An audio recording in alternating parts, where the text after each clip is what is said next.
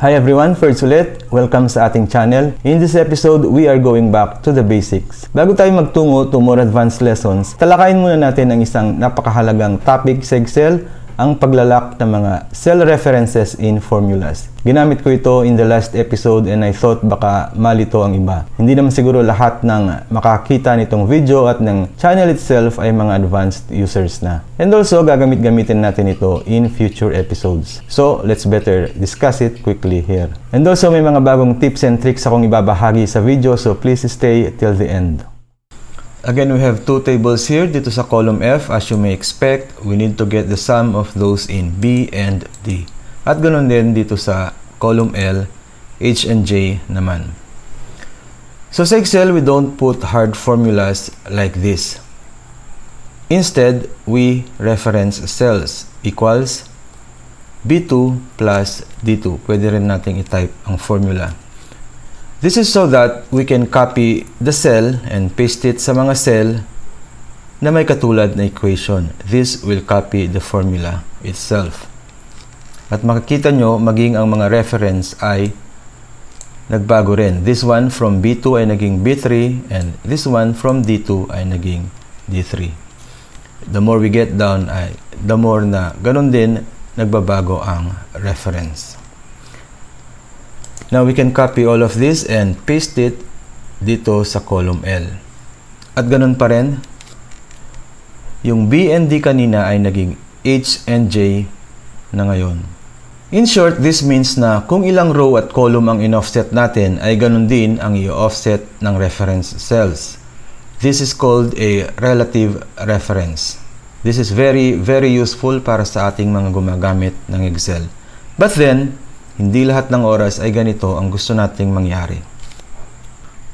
Let's look at our next example. Here, meron tayong interest rate dito sa C3 at sa mga columns B at E ay mga principal amount.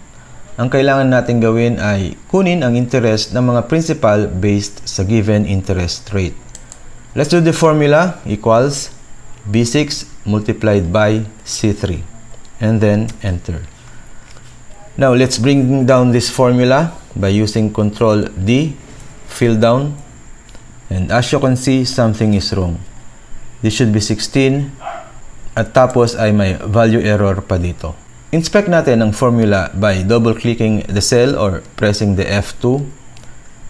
This one, B7, okay yan ang gusto nating mangyari. But this one, C4, so, dito tayo nagkaroon ng problema dahil ang gusto na sana nating mangyari ay dito lamang ito sa C3. But then, if you recall sa unang sample natin, kung ilang row ang minove ng kinopyang formula, ay ganun din ang imumove ng reference cell. Bumaba tayo ng isa, bumaba din ng isa ang row. But we definitely don't want that here. So, anong kailangan natin gawin? This is where the locking of references matter. Ang bawat default name ng cell, like for example this one, C3, ay may dalawang bahagi. Isang letter which pertains to the column C at isang number which pertains naman to the row, in this case 3. So, C3. Kapag magre-reference tayo ng cell, we have the option to lock either the row or the column or both of them, and that is by introducing a $sign to their left. Let's go back to our formula in C6 and inspect it again. Itong B6, okay yan. We'd like it to be a relative reference and move accordingly, but this C3, we'd like it to stay in row 3. So, ang gagawin natin, we will introduce a $sign sa left ng 3 to tell Excel na we'd want this to stay in row 3. We call this a mixed reference, specifically a row absolute. Nagmumove ang column pero fixed ang row. Now, let's bring down the formula again. And this time, I believe everything is fine.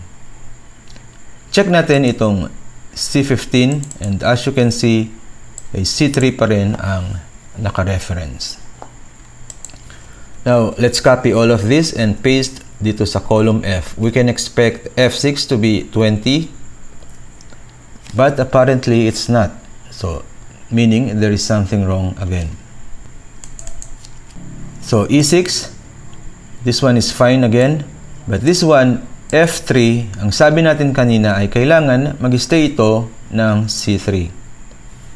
Ang nangyari pala dito, dahil minove natin to the right ang formula, ay nag-move din to the right ang reference natin. So, dapat pala nilock din natin ang column doon sa original formula. Let's go back and let's also put a $sign sa left ng C.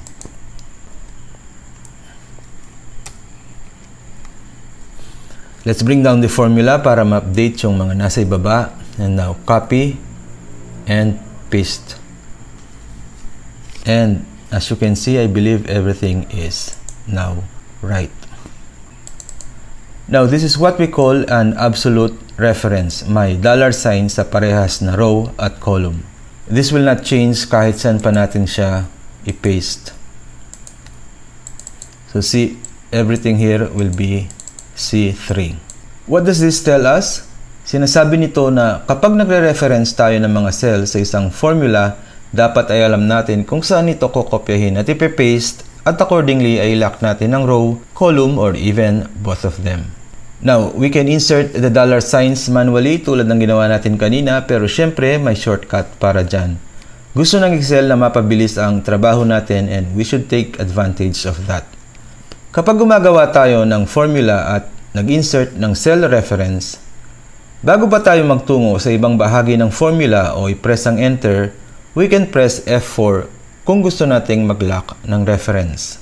Isang beses and it will make it an absolute reference, malalock ang both row and column. Pindutin ng isa pa and it will make it a mixed reference, row absolute. Pindutin ng isa pa, it will make it a column absolute. At isa pa, and it will return to a relative reference. Pindutin niya pa ulit and it will go on and on.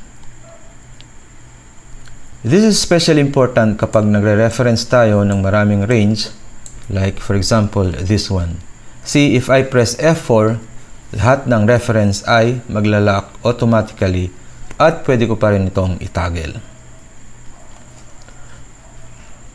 Now, kung na-enter na naman ninyo ang formula at edit nyo ito retrospectively ay okay lang din naman. Just don't mind the error para sa sample na ito. You just have to do it per reference. Bago natin tapusin ang episode, meron akong nais ibahagi sa inyo sa pagnanumber ng mga items. How do you number items such as this one? New user siguro will key in all the numbers one by one hanggang sa mapunan lahat ng items.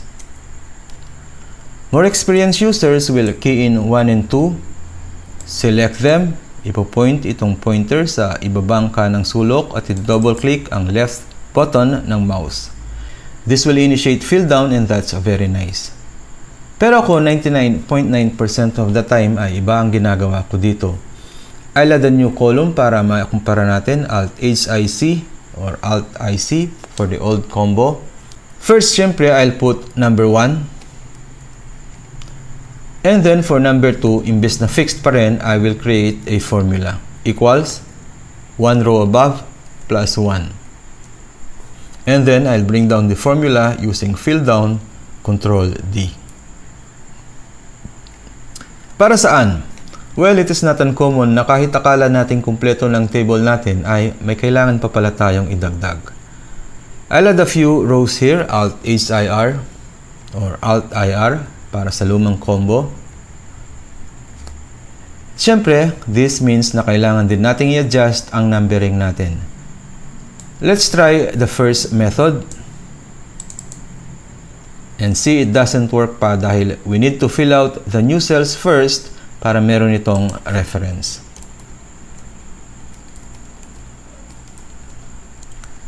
Let's try it again. It stopped here dahil may mga values na dito. Pwede nating i-delete muna sana ang mga ito bago natin ginawa yun, but let's just move on. And there you go. On the contrary, dito sa mga may formula with or without filling out the new cells, I can just select one row above and below the new rows and press Ctrl D and everything will adjust accordingly. Ngayon siguro you can see much difference dahil maliit lang ang table natin, pero for larger and more complicated tables, like for example yung may mga laktaw-laktaw pa, this will prove advantageous and it can save you a lot of time. Ang may papayo ko lang, whenever you can insert a formula, insert 1. And before we end, a few more tricks for you. For cases na nasa isang cell ka at kailangan mong magtungo sa bottom cell, just press Ctrl and arrow down and it will move you to the last contiguous cell. Conversely, kung gusto mo naman magtungo sa pinaka-top, press Ctrl and then arrow up. To the right, syempre, Ctrl plus right arrow. And to the left, Ctrl plus left arrow. To select them, simply add the Shift key. So Ctrl, Shift, and arrow down. Ctrl, Shift, right arrow, Ctrl, Shift, arrow down.